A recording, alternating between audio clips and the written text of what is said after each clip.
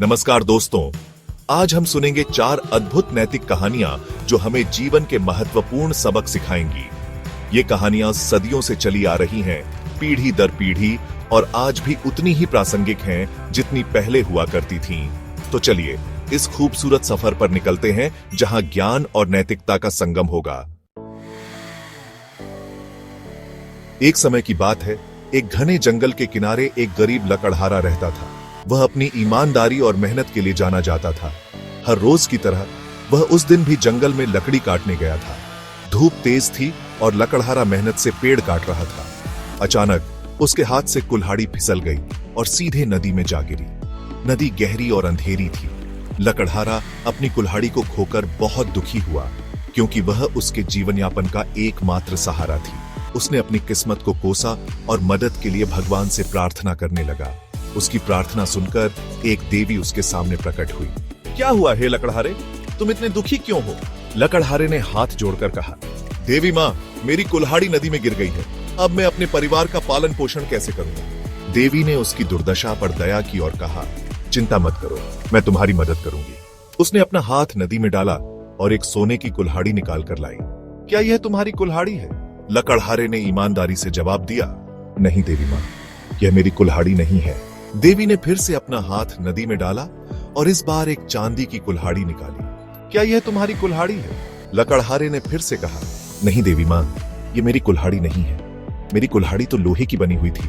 देवी उसकी ईमानदारी से बहुत प्रसन्न हुई। उसने एक बार फिर अपना हाथ नदी में डाला और इस बार लकड़हारे की लोहे की कुल्हाड़ी निकाल लाई। हाँ देवी मां, यह मेरी कुल्हाड़ी है। लकड़हारा खुशी से चिल्लाया। देवी ने उसकी ईमानदारी की सराहना की और उसे तीनों कुल्हाड़ियां उपहार में दे दी।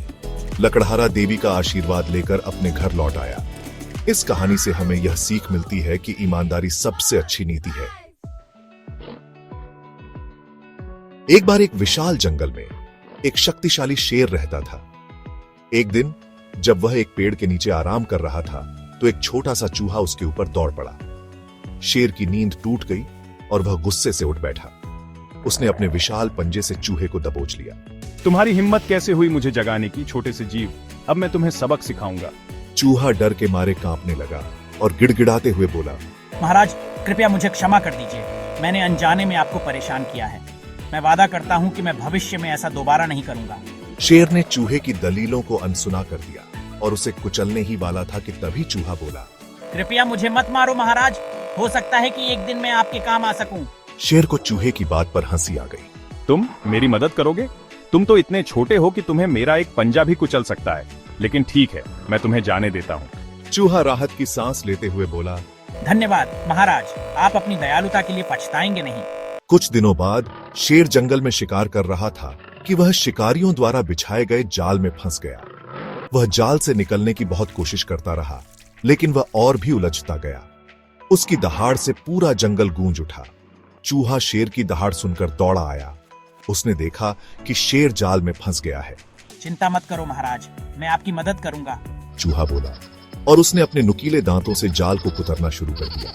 वह लगातार कुतरता रहा और आखिरकार जाल को काटने में सफल हो गया। शेर जाल से मुक्त हो गया। धन्यवाद छोटे दोस्त, तुमने मेरी जान बचाई है।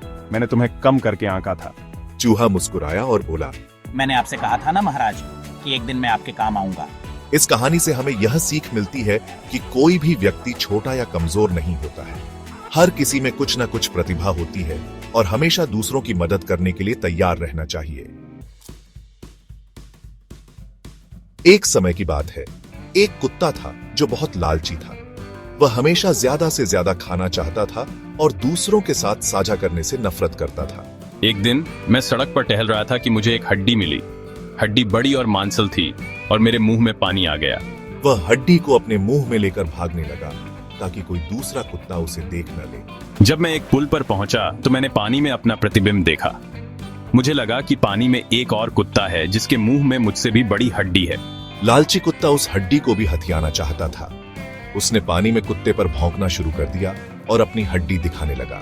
जैसे ही मैंने भौंकना शुरू किया, मेरी असली हड्डी मेरे मुंह से छूट गई और नदी में गिर गई। लालची कुत्ता अपनी मूर्खता पर पछताता रहा, लेकिन अब बहुत देर हो चुकी थी। इस कहानी से हमें यह सीख मिलती है कि लालच बुरी बला है। हमें जो कुछ भी मिला है उसमें संतुष्ट रहना चाहिए और दूसरों के साथ साझा करने के लिए हमेशा तैयार रहना चाहिए। एक बार एक जंगल में एक तेज खरगोश और एक धीमा कछुआ रहते थे। खरगोश हमेशा अपनी तेज गति पर घमंड करता रहता था और कछुए का मजाक उड़ाता रहता था। एक दिन मैंने कछुए को दौड़ लगाने की चुनौती दी। मुझे यकीन था कि मैं आसानी से जीत जाऊंगा। कछुआ जानता था कि वह खरगोश से तेज नहीं दौड़ सकता, लेकिन फिर भी उसने चुनौती स्वीकार कर ली। दौड़ का दिन आ गया और सभी जानवर इकट्ठा हो गए। दौड़ शुरू हुई और मैं तेजी से दौड़ता हुआ जल्दी ही कछुए से बहुत आगे निकल गया। कछुआ धीरे धीरे लेकिन स्थिर गति से आगे बढ़ रहा था। मुझे यकीन हो गया कि मैं आसानी से दौड़ जीत जाऊंगा। मैंने सोचा कि मेरे पास आराम करने के लिए बहुत समय है। वह एक पेड़ के नीचे लेट गया और जल्द ही सो गया। कछुआ बिना रुके चलता रहा।